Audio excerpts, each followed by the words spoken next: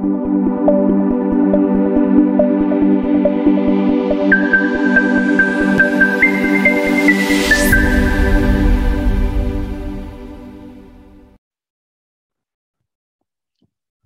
so I'll just this is actually what I will be sharing is like the last slide in my video, pre-recorded video. You could actually base our discussion from here. So during by the way, for Mom Penny and Mom Genevieve, are you already using ODL for this school year, or are you into what is your mode of delivery when it comes to for the school year, Mom Penny? Mom Jen, can you go ahead? Okay, Mom Jen. Yes po, we're using ODL po. Okay. Yan po. Both for my college class and for my elementary class po, we are using it po. Okay. How about for Mom Penny? We already are using a blended. No, I hope I already understand that well now. I hope we already do blended learning. Okay. Yes, but we are still trying to learn more how to improve. Okay, so at least is it already transitioning, Mom, from ODL to blended learning? You're doing that one, or it's really from face-to-face to blended learning right away for you? Last year, yes, because we did not think of ODL last year, maybe because our frame of thought was we had to see our students and or maybe it was like babalik din naman next year, or maybe after a few months. Yes. Yeah, also we were not yet fully equipped on ODL because as per the definition that you gave, that we would come up with videos in giving instructions to students, and at the same time the students will do their videos and then submit to us. Yeah. So if that is indeed the definition of ODL, we were not prepared, as well as our students. Okay. So I think that was why we directly went to blended learning, where our kind of blended learning was modular and online. Yes. Yeah, so it's modular and online. Okay. Yes. For Mom Genevieve, it's really purely ODL for you. Not really, ma'am. Blended and ODL po. Okay. Last year po kasi like we have the LMS also. We have our Facebook group page, and we do have yung ano po. Pero right now po purely ODL. Hindi po, may blended din po. Depende po sa teacher. Kasi yung nangyari po kasi sa amin, ang LMS po namin hindi masyadong nagamit. Kasi nga, lack of time, siguro kulang din sa, hindi naman kulang sa info drive. Parang tinamad na lang siguro yung ibang mga teacher kasi nga the pressure of developing your worksheets and developing your study guides sa elementary. Hirap po. Yeah. We have to check kasi pinapasa po nila dito yung hard copy, so kailangan i-check. We have to do that, ganito, tapos we have to make our videos pa. So parang hindi na nagamit si LMS, na pabayaan. So right now po, we are using Google Classroom with the class codes for college, and for our elementary po naman, we are using po, yun po, yung ODL and then ODL. Yes, modules din po. Halo-halo. So whichever is applicable. Yeah, the thing with what we have to use is more of the students also. No, will they prefer the modules, or would they prefer being online? No, so if ever you have that situation na there, it's like 50-50, parang half of the class would want to go ODL, and then the other half would want to go to just have the modular. No, so we also recommend that for you to be effective and efficient, one teacher will have to be purely ODL, so that the teacher could really concentrate on the activities, ganyan. And then the other teacher, no, will have to concentrate on giving the modules or checking the modules, because there's a really big difference, especially, I mean, if Ma'am Genevieve, what that was your experience, diba? You have ODL, tapos may mga students ka din na nagmo-module, no? And then iba yung times mo ng pag-check dito sa online, iba din yung sa module, kasi baka mas matagal yung sa module, because they have to be there, like, is it weekly or every other week, yung ganon? 1 month po yung 3 weeks po, one week na reviewing, and then pasa, summative test, something like that. Pero sa sinasabi po ninyo ngayon, ma'am, na kailangang hatiin, parang hindi po kakayanin ng school, ganon. So we have to deal with it. Kung ano lang po yung but kung we ano see lang to, talaga. yes po, we see to it po na kaya namin i-deliver yung mga Yes. needs. Right now po, based on my for the first 3 weeks na ibinigay, there are talaga na they want online lecture. That is why sa college I started po last Monday, nag Google Meet po talaga ako dun sa mga bata. They were third year college students. And then mas prefer po nila yung ganun. And then I'm giving the task in our Google Classroom, and this afternoon na naman po I'll have my session with them. Parang mas na-i-explain mo, whereas pag modular, according to the feedback, nahihirapan. Even the parents were complaining. So it's like this also, no? Because we had our first year of purely online last year. Of course, there are the reactions also of the students were similar to that one. They would prefer that the teachers would really be lecturing or doing the demos. There are I actually like combine, no?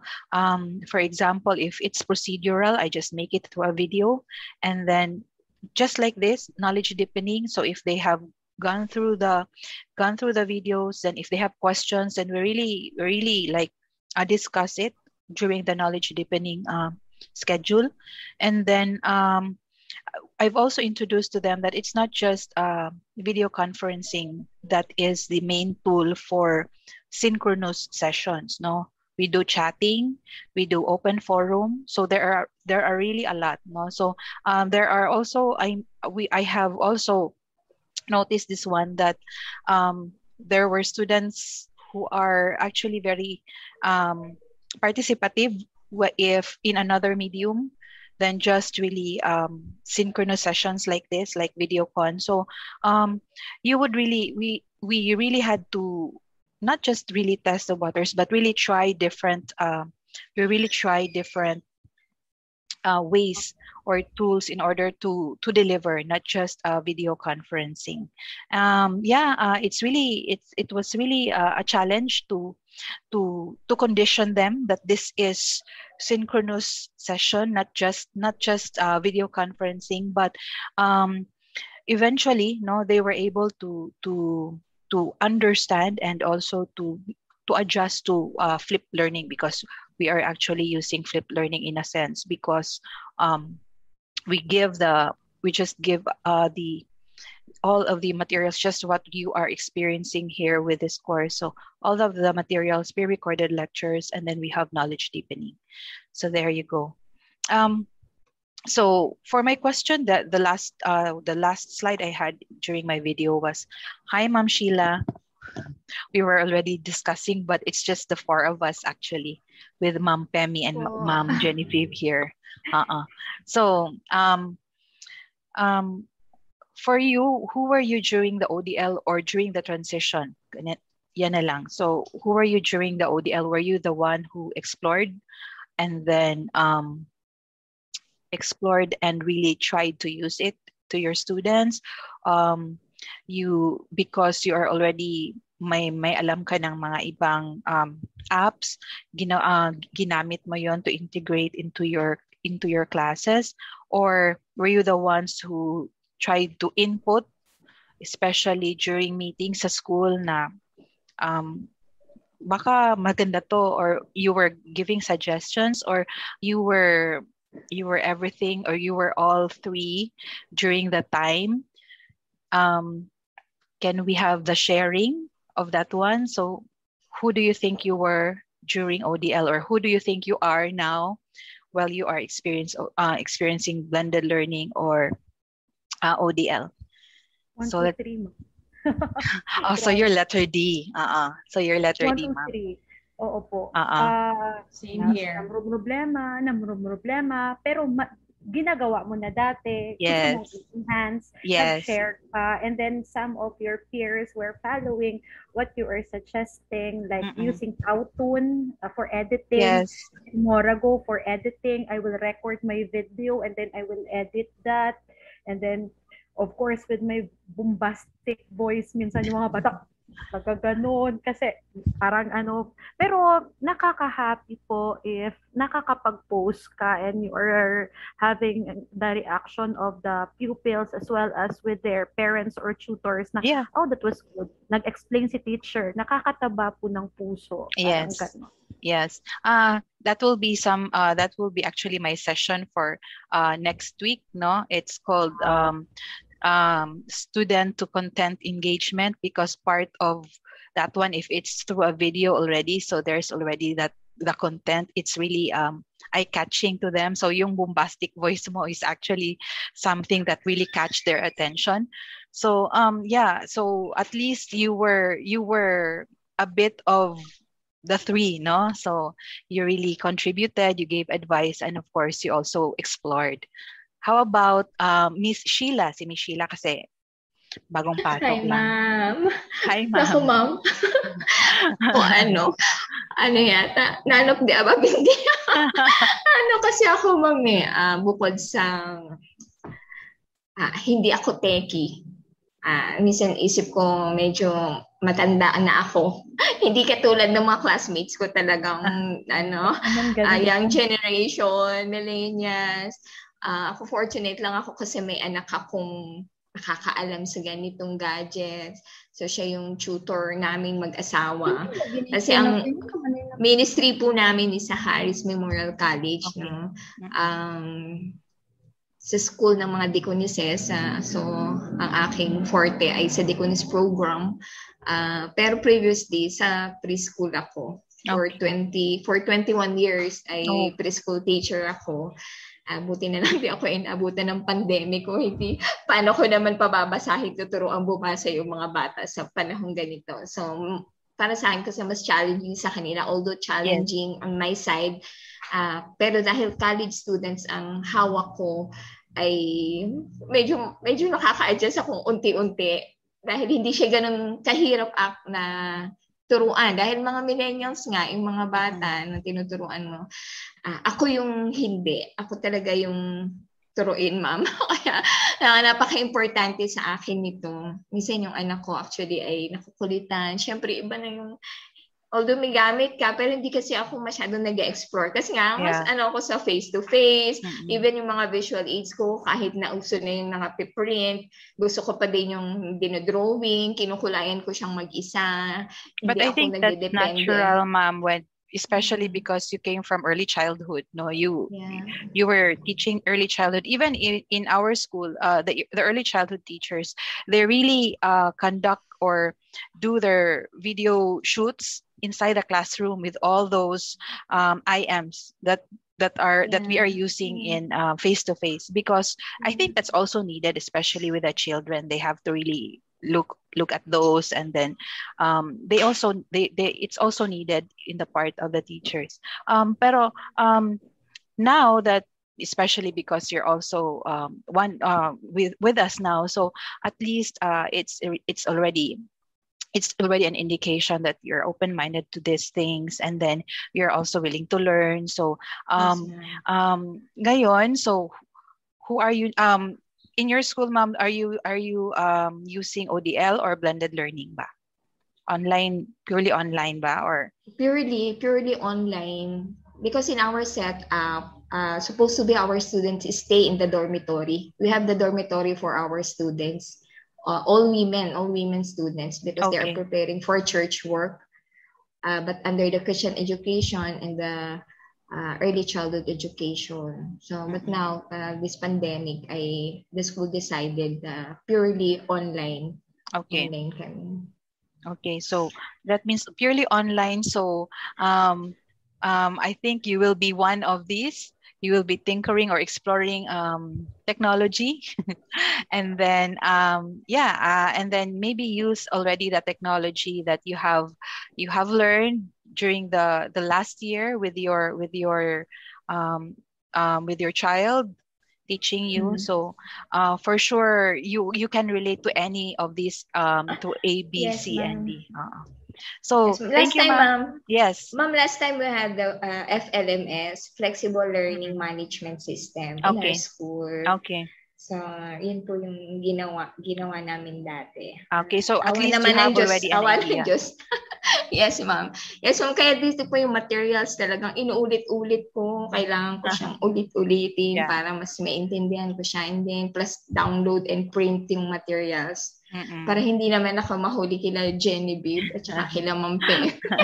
Feeling ko ako na yung pinakamatanda, ma'am. No, hindi naman. No, it's really just being open-minded to it and embracing it. No, we don't have to think that we are too old to learn technology in order for us to be able to integrate it in whatever way we can, especially in learning.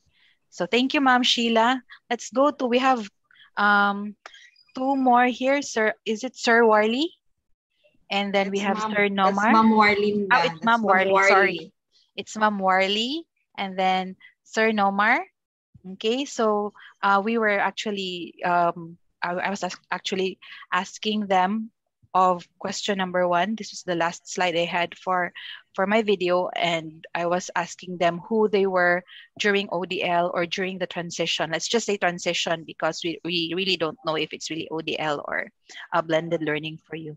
So we start with Ma'am Warley. Are you in the same school, ma'am, with Ma'am Pemi? Yes. Okay. Yes. Just a rejoinder for a while before Ma'am Warley speaks. Yung sinabi ni Ma'am Sheila in terms of age.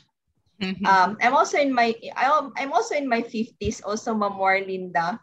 And although Ma'am Warley and I are quite a bit techy, but with the transitions, there still are struggles actually, and then with the tasks of modifying many things, and it really is a learning journey actually. And I hope with this upskilling we would be more equipped, and we would be more skillful. Okay, Ma'am Warley, go ahead. Ma'am Warley, your take on who you were during the transition. So, sino ka ba dito? Ikaw ba yung more of the exploring type, or the one that was already integrating technology, or ikaw yung nag-a-advise kung anong technology yung gagamitin, or all of the above po? For me, a bit of the 3. Oh, very good. Oo, si Ma'am Warley. I already know about siguro murag when I am going to rate my technology skills, murag ko na siguro ko mga 7 or 8 like that. Quite high. So dili na kay ko hovering we'll the just gadgets is speak not new Tagalog to because me. we have, Ma'am Marley will speak Tagalog because Yes. we have people In from, yeah, Tagalog. kasi we have people from, Okay. So, for a while ha, kay ako sa mute akong students. okay. For a while Also, ha, wait lang having students ha, kay mag-answer multitasking. sa ako. She's really techie because she's multitasking. Na ako'y student sa laing door. Okay. Kuan siya. Kanang, if I am akong i-rate ko ang sarili ko, hirap ng Tagalog, no? In terms of technology, hindi naman masyadong kuan, pero mga 7 to 8 or 9 something, then That's regarding high. the apps, during the transition, I am one of the speaker or resource speakers about Google Classroom, like that. Although our institution have LMS, but still, kuan pa siya. Hindi pa siya fully developed. So, we are using Google Classroom as one of our alternative in enriching our students as our Google Class, where we will upload our modules, our assessments and other activities. Then I also I give advice. Yeah, you do. I volunteer myself to tutor some of our teachers na nangangapa pa sa technology, ganon. May mga kasama kasi kami dito, mga matured na at saka wala pang, hindi masyadong techy. So, yan, nag-tutor tayo. Then, thinker, sige, one gid siya, I have bits of pieces of all the three. Yeah. So, same with what Ma'am tips Genevieve. are relevant to you on your way? We will have that siya, one. Sige, ma'am. So, you go ahead. Do not stop. Hindi tayo mag-stop mag-learn. Kasi ang mag-survive dito, lalo na sa ODL, ay yung mga taong adaptable to change. Hindi naman yung mga taong masyadong matalino o masyadong strong, pero yung mga taong adaptable to change yung magso-survive. So kaya, learn lang ng learn. Sabi pa nga ni Alvin Toffler na the illiterate of these times are those hindi marunong magbasa at magsulat, kundi yung Those if you don't know how to learn, unlearn and relearn. Yes. So, kahit anong apps na i-introduce, explore natin yan.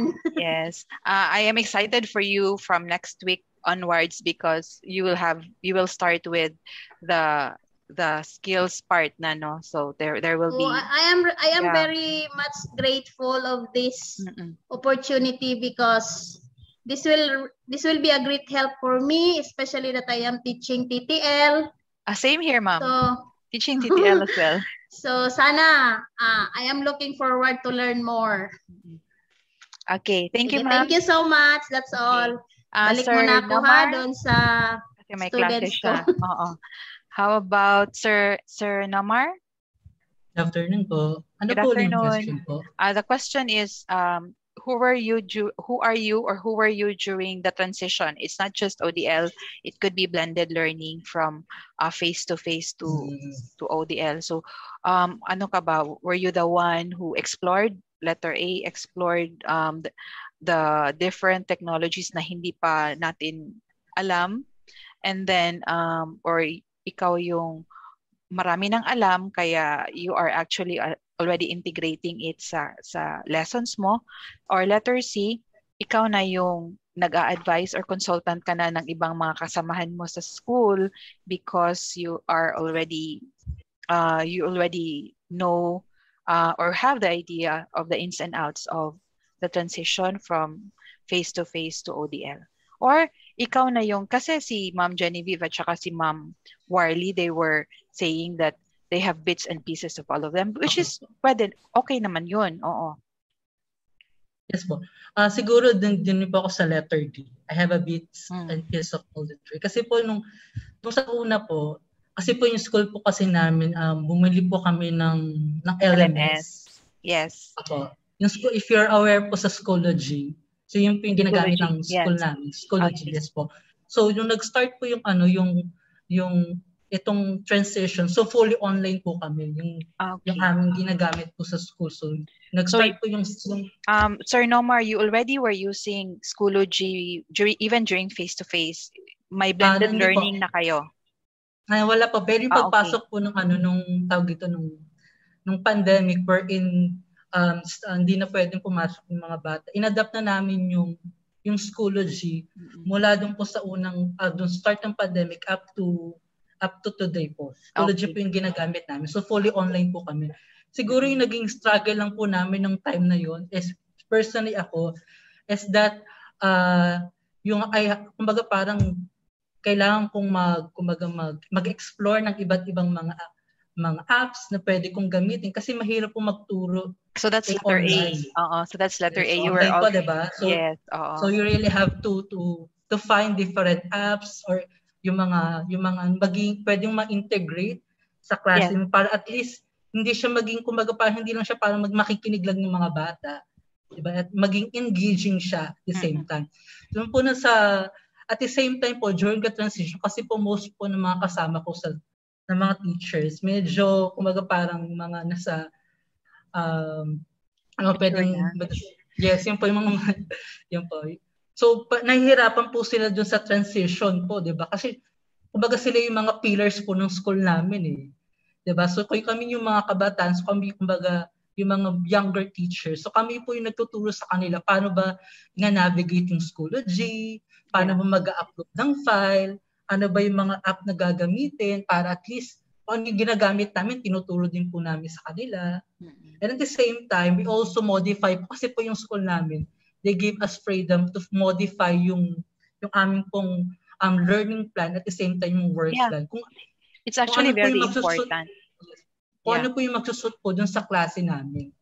Okay, so yun po. So they give us a freedom to modify yung mga work at the same time yung aming learning plan. Also po, they also give us a freedom to modify po yung rubrics namin. Most special kasi po ako nagtuturo po ako ng hele. So luto-luto po yan, tahi-tahi. Yeah.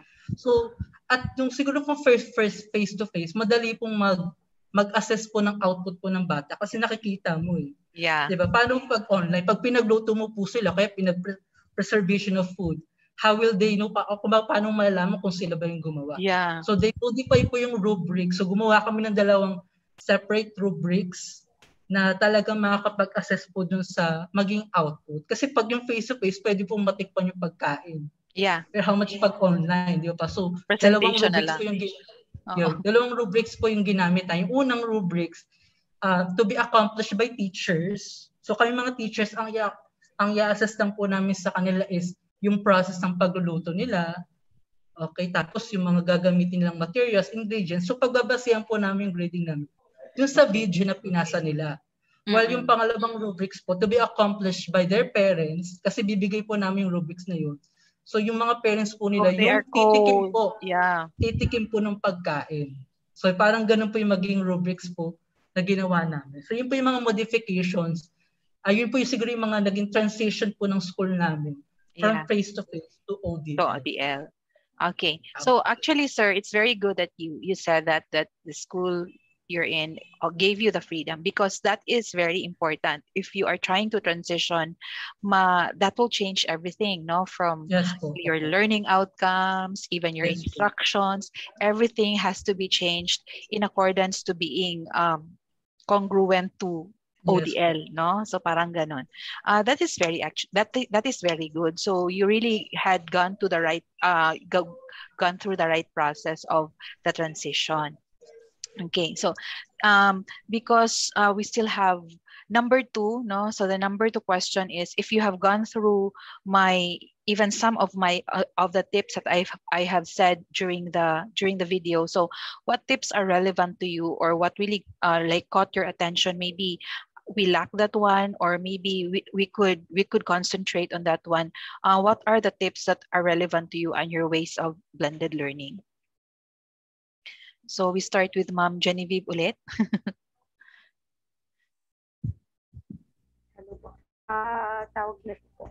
Siguro po yung pagiging natin, open-minded at all cost po. Kasi we are not ready po to embrace this change. We are not ready po to manifest. Kung ano yung talents and ano na meron tayo, hindi po tayo magiging okay na teacher. If we want to have quality Christian education, we should always be open-minded and mag-adapt po sa change. Okay. So like I'm speaking for everyone, no? So because we had I have the impression that especially because because of the transition, we are really concentrating ourselves to learning on the technology side, no? Meron tayong ganong, yeah, we had that kind of feeling, especially during yung hindi pa nag-umpisa. So we wanted to learn as many technologies as possible, or para lang talaga ma-integrate. But as I have said during the video, no, during those tips there, that technology should not dictate the learning outcomes, objectives, so on and so forth, no. It should be the other way around, no. Mas importante pa rin yung what is constant. What is constant? Sila pa din. Our learning outcomes, our goals, our objectives, no? So whatever it is, sila yun pa rin ang importante. That's why we have to look into it first before we even think of technology, no? We have to look into it first, if kaya ba ito, if we have to go ODL, no? So that's why I was also I hope that that was also something that you really look into, na sana we would really look into the things that are constant first before we try to think of the technology that we could integrate into this. Because as you go along, you would eventually pick out the technologies that would really have to, that you can apply. Hindi pwedeng just because you've learned this technology, kahit hindi siya bagay sa lesson, at dahil lang you'd want to be cool to your students kasi they're the young ones, then you use the technology. Like for example, you're using infographics for essay writing.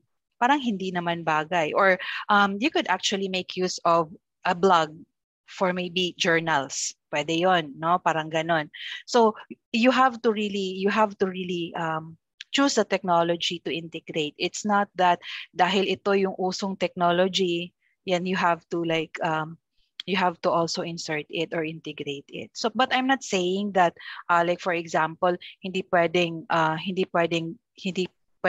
social media yung gagamitin. Pwede naman, no? Pwede naman. Like for example, for the longest time, like from the start of MTech, no, yung mga works nila were online, no, were online. So posting was, instead of posting so many things about them, selfie, why promote? How about promoting local knowledge? You promote it in your FB page, yung mga ganon. So still there's relevance to what they are always tinkering when it comes to technology, and then also combining it with the outputs of your lesson. So it's like that.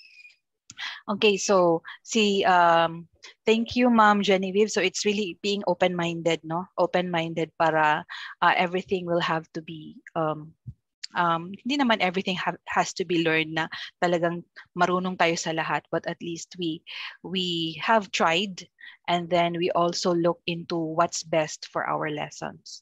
No? So how about si Ma'am Pemi? Okay, sa akin naman yung tip na binigay mo, yung trick, yung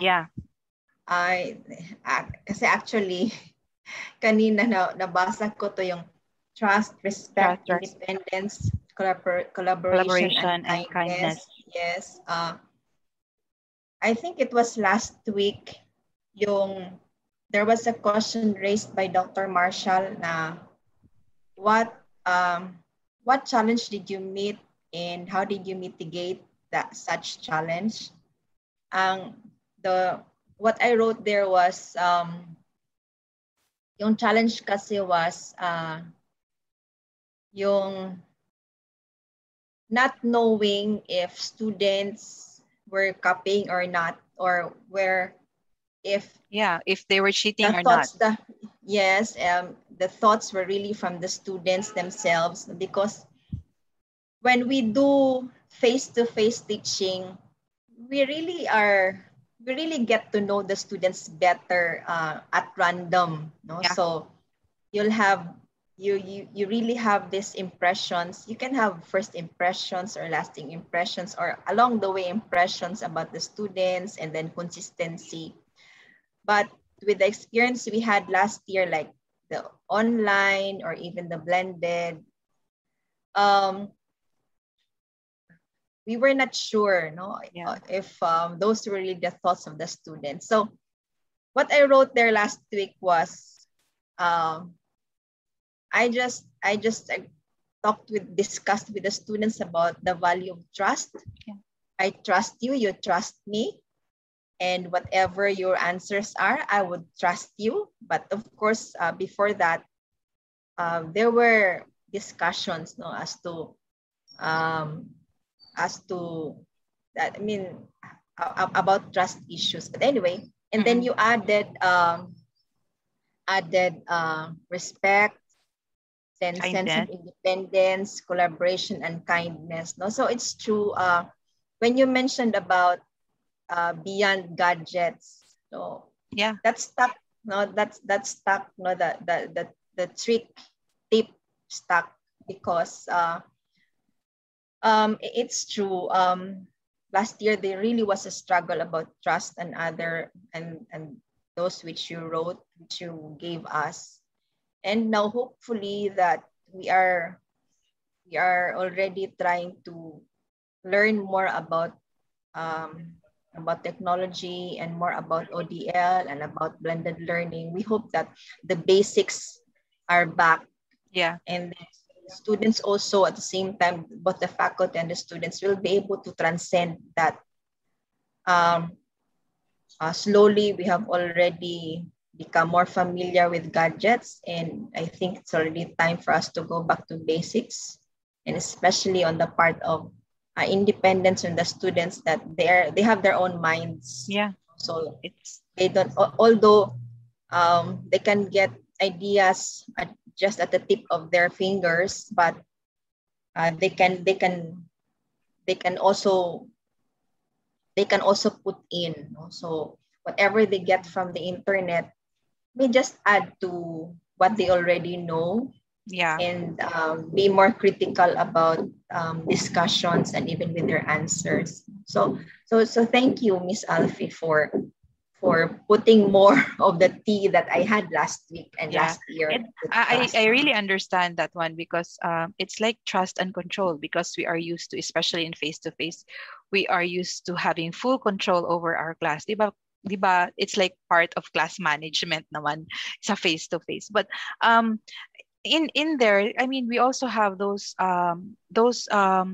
values. It doesn't have to be visible always, especially because I am teaching yung technology side, but we always have to inject also the values, the values, even if it's not really clearly explained or explicitly explained to the students. Pero there's always that integration also of values, and these values could actually be could also be nurtured in them. Like, for example, independent learning, instead of them like cheating or copying everything, they could do collaborative work para naman they could contribute to a project or to an output. So you could actually make use of that one. So, and then of course, now it's we would want to have that higher order thinking skills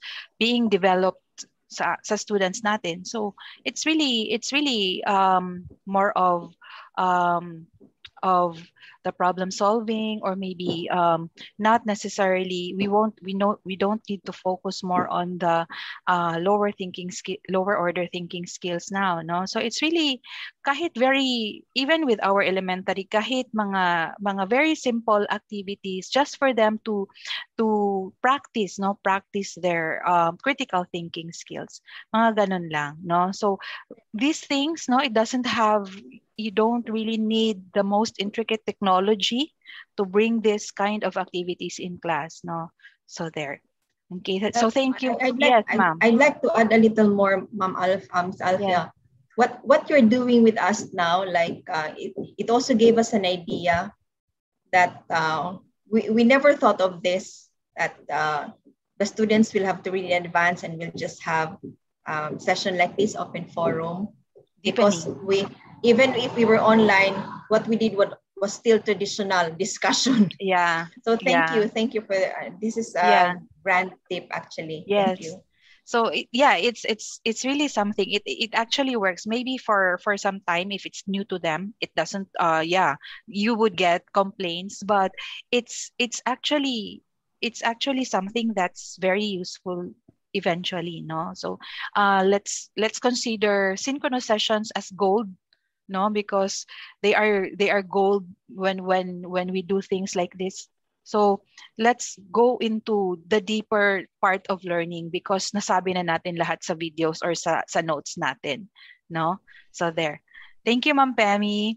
How about Ma'am? So Ma'am Warley has left. How about Ma'am Sheila? Yes po. So what tips or what tips or tip really struck you among the tips that I gave?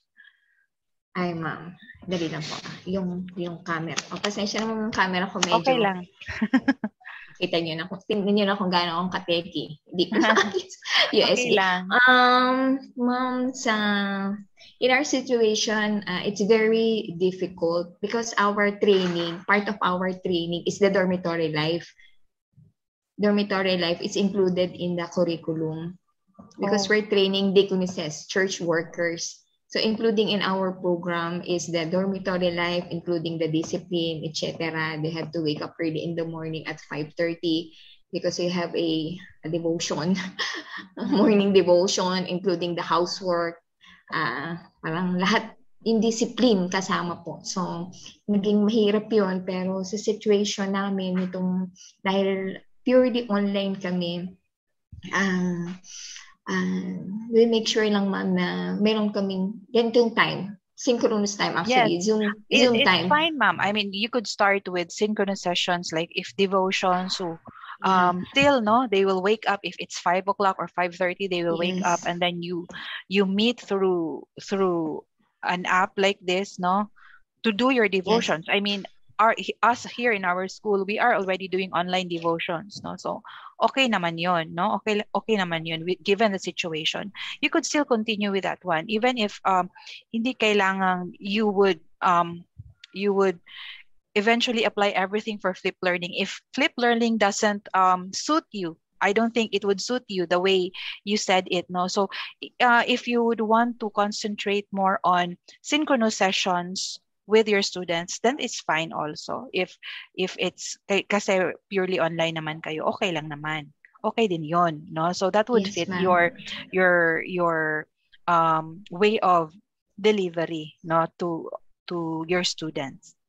Yes, Thank you, ma'am. And Yes, ma'am. Just want to add, Yes. we really need to align our syllabus, especially in our setup. So collaboration is very important. Even in team teaching. So yun po ginawa namin, and then yun pong sa mga ibinigay nyo, napakagaganda po, no? Yung trust, respect. Siyempre, at the start, no, may binigay kang guidelines tungkol dito, especially expected as Christian institution, and you're developing church workers. Yeah. So very important yung trust at yung Christian values na kailangan needs to be inculcated in our students. So that yung po collaboration, we encourage our students and mga collaborative works even do sa kanilang mga assignments, no, mga kailangan nilang yung mga performance tasks nila ay mostly is ganun po. Although ngayon feedback ng mga bata talagang sobrang napagod sila. Awang-awa naman kami kasi parang dahil nga hindi pa ganun ka-ready, so akala namin dahil mag-synchronous or mag-asynchronous ka, kung 3 hours yan, parang nagamit pa din yung sa mga bata, nag-asynchronous ka na, yung natira mo, ginawa mo pang synchronous, parang ganun yung nangyayari. So kailangan makapag-produce yung bata ng output nila within the period of time. So naging parusa din sa kanila, which is natuto rin kami sa aming mga pagkakamali bilang mga teachers, at now we have to adjust at i-adapt kung ano din yung I hope that the next school year we have already really not really changed everything, but at least updated our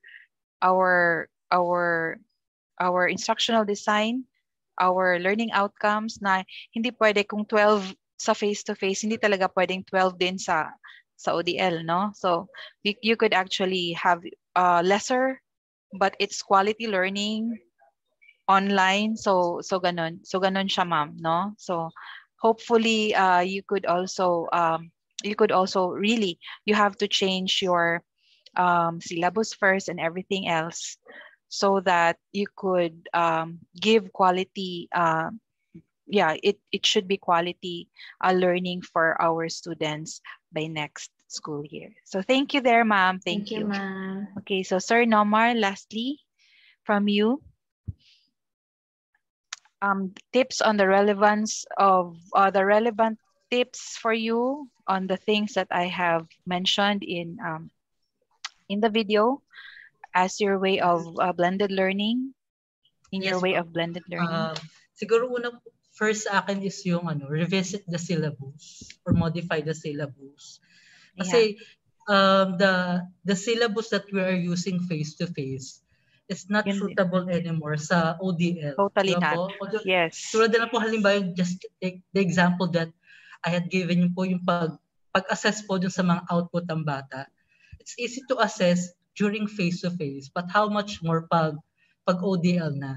So yun po, siguro, revisit po natin yung ating syllabus, ano po ba yung mga dapat nating tanggalin, at ano yung mga dapat natin. That's why po yung DepEd, they release po yung most essential learning competencies. Diba po? So tinanggal po nila yung mga sa tingin nila hindi na dapat, hindi na siya suitable sa online learning. So same thing with us. So I think we have to revisit our syllabus, and let's find out what are the things in our syllabus that can be retained, and ano naman po yung mga pwede nating i-remove, so that our syllabus ay maging suitable siya sa ating online learning. Second po is yung academic, pag-integrate po ng academic integrity.